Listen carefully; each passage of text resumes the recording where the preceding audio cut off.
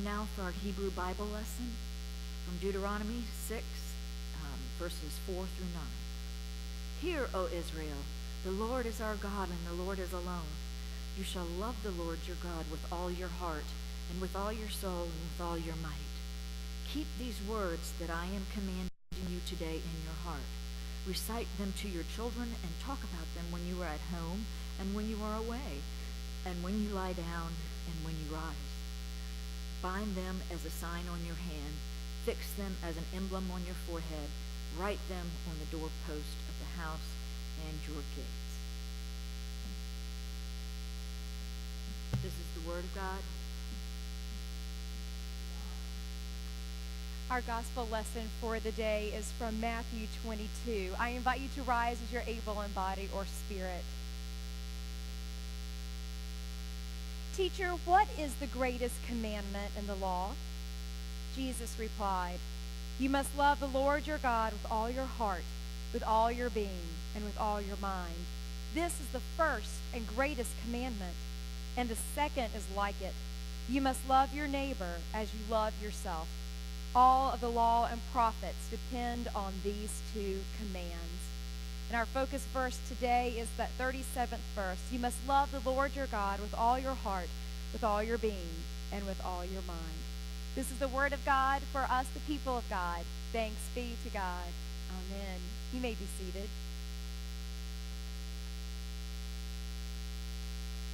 Friends, let's pray together.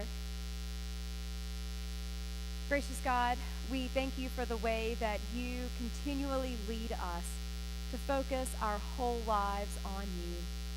Let us today remember that our purpose in life is to pursue you with passion and with joy. We ask this in the name of Christ. Amen.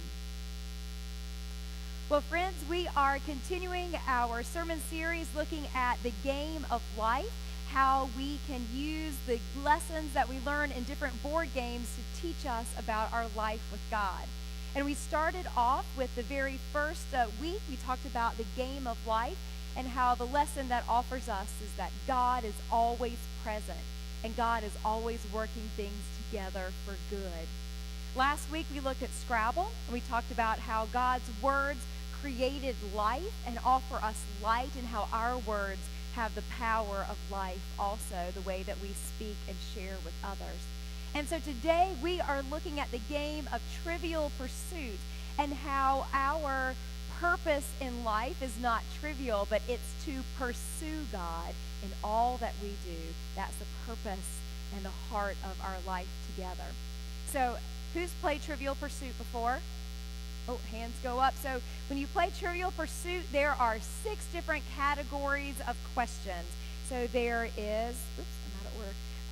The first category is geography, then entertainment, history, arts and literature, science and nature, and sports and leisure. So I thought we'd start off today with a little Trivial Pursuit.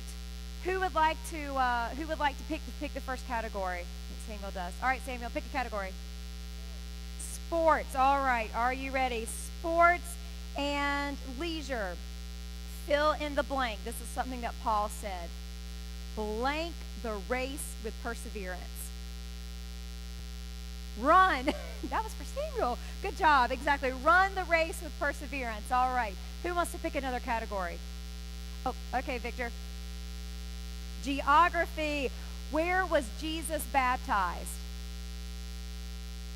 No, let Victor answer. Where was Jesus baptized, Victor?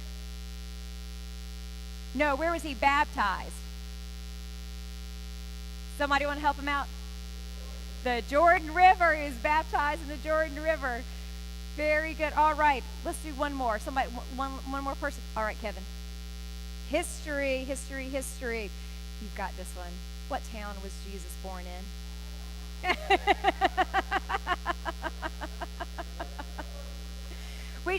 Victor, you are one question too late there. Yep, Jesus was born in Bethlehem. Exactly right.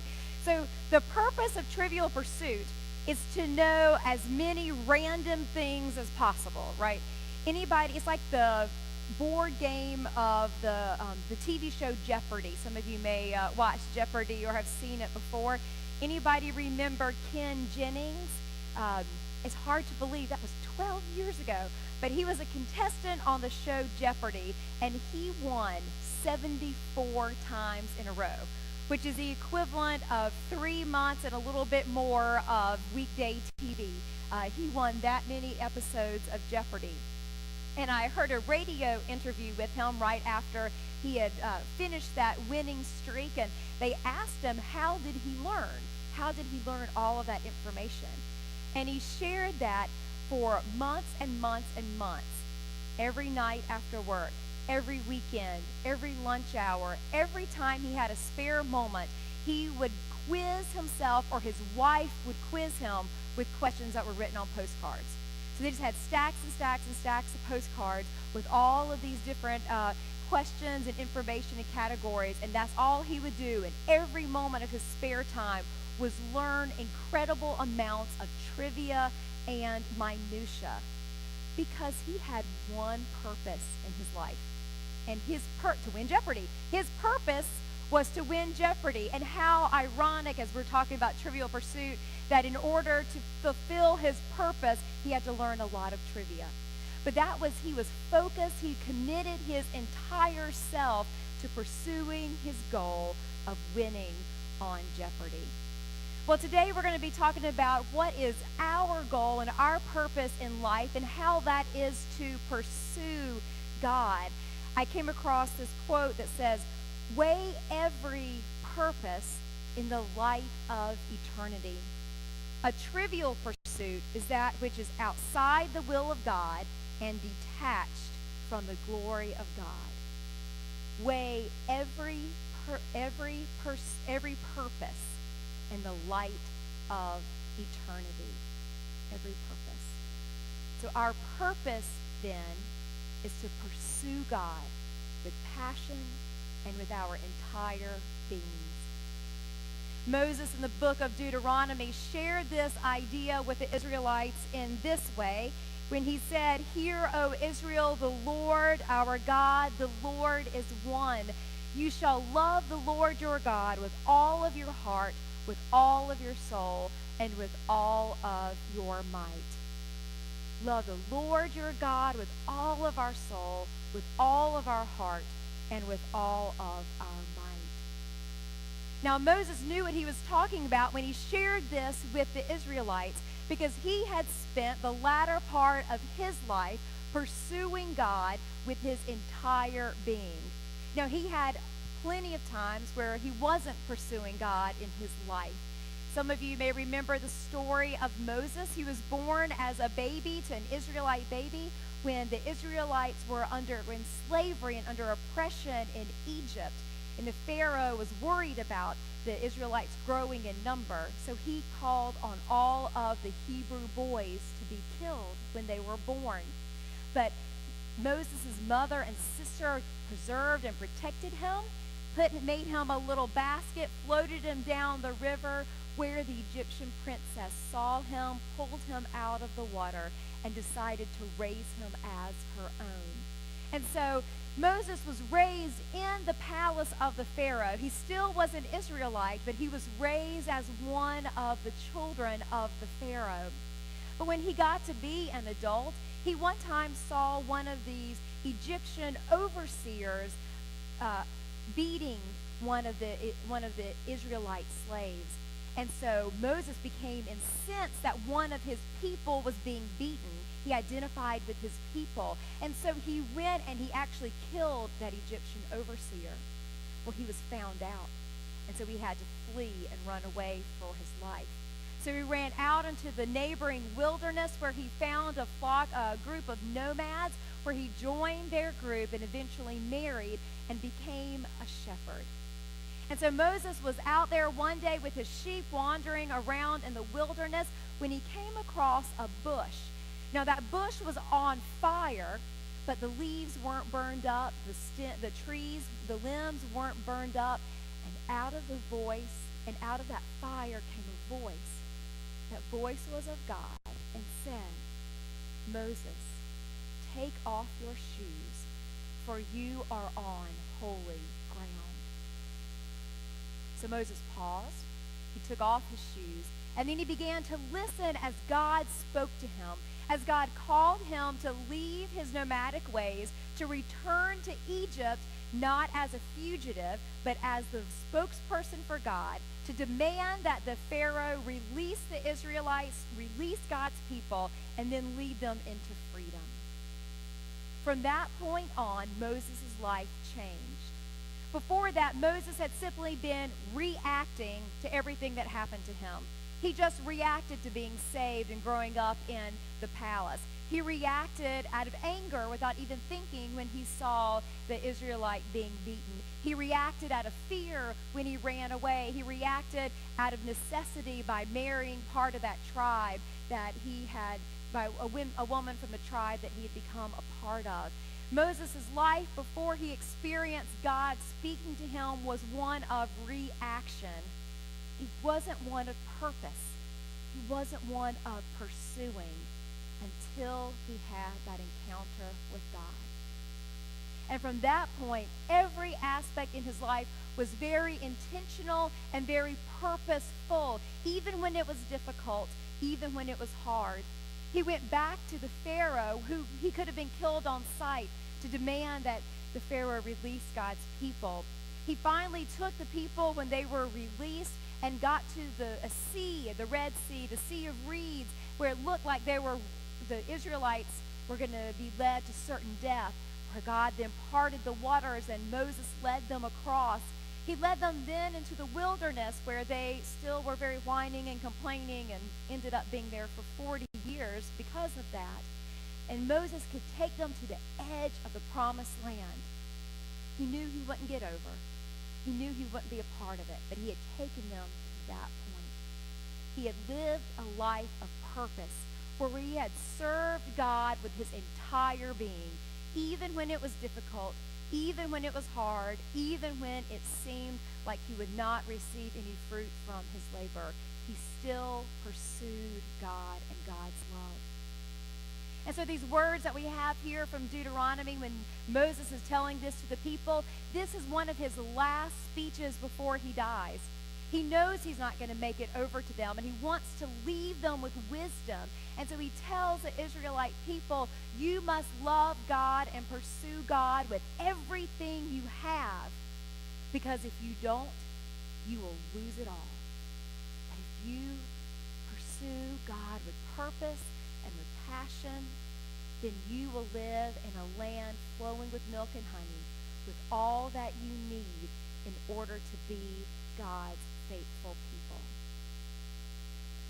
When Moses pursued God, he didn't do it only for his own gain, but indeed for the salvation of all of his people. So what does that mean for us here in the 21st century? What does it mean for us to pursue God with all of our heart, with all of our mind, with all of our might, or all of our strength?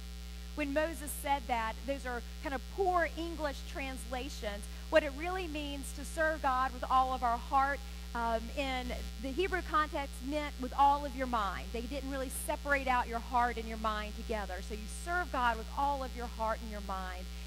To serve God with all of your mind meant with all of your spirit, your whole being that you bring. And to serve God and love God with all of your might, that really meant your stuff. Moses was saying to serve God and love God with all of your stuff. Everything that you might own, everything you might possess, it is to be used to love God and to serve God and to pursue God. It's a lot more difficult for us, it sounds like, in the 21st century, isn't it? Because we like our stuff. Our stuff makes us comfortable. Our stuff can also numb us from what it's like to be suffering in other parts of the world. I was talking with my mother the other day, and she was sharing about a book on tape that she was listening to about a boy who was a refugee from Nigeria. And he had been able to flee Nigeria, and he landed in England. But while he was there, he was taken and put into a detention camp where he lived for 2 years until he was able to bribe a guard to be released. where he was then sent out into a country where he did not speak the language, where he had no relatives, no family, no community, no money, no skills, all on his own, but in pursuit of freedom. And she said, we really don't have any idea how the rest of the world suffers. We don't have any idea how the rest of the world suffers.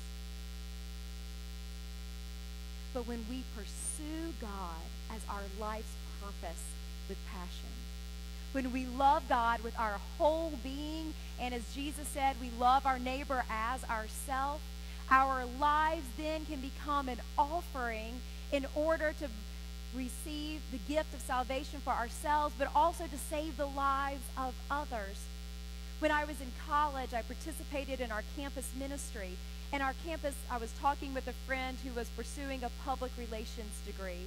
And he was talking to Tom, our minister, and he said, you know, I really feel like I should serve God, but I just don't know if I want to become a minister. And Tom said, thank goodness, we do not need any more ministers. But what we do need are people who want to love God completely as a public relations executive. What we need are people who are willing to serve God completely as educators. What we need are people who are able to serve God completely as doctors and as lawyers, as stay-at-home parents, as retirees. What we need are people who are willing to pursue God, to love God, to serve God with their whole beings, no matter where they are. Because that is where God has placed us, to save the world through the Spirit and through the love and through the freely offered gift of God's grace, by extending that in acts of love and sacrifice and service. So friends, it is not trivial to pursue God by loving God with all of your heart, with all of your mind, and with all of your spirit. When we pursue God as our life's purpose, with passion and with hope and with fidelity, when we choose to respond to God's invitations to us, not just react to the circumstances of life, we can offer healing to the world. This is the greatest gift that has been offered to us through Jesus Christ. And for it we say, thanks be to God. Amen.